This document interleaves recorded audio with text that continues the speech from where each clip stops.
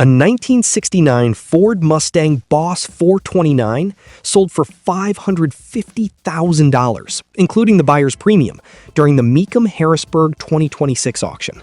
It was one of 2 vehicles at the event to exceed the $500,000 mark.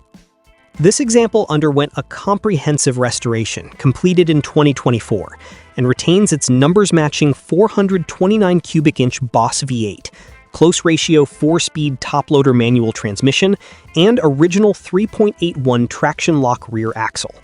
It also includes factory sheet metal, the original door tag, and extensive documentation, including a build sheet, dealer invoices, warranty card, owner's manuals, previous titles, and an Elite Marti Report.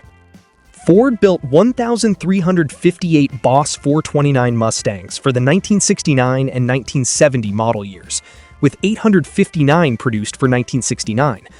The street-legal 429 cubic inch V8 was rated at 375 horsepower and 450 pound-feet of torque, and was developed to homologate the engine for NASCAR competition.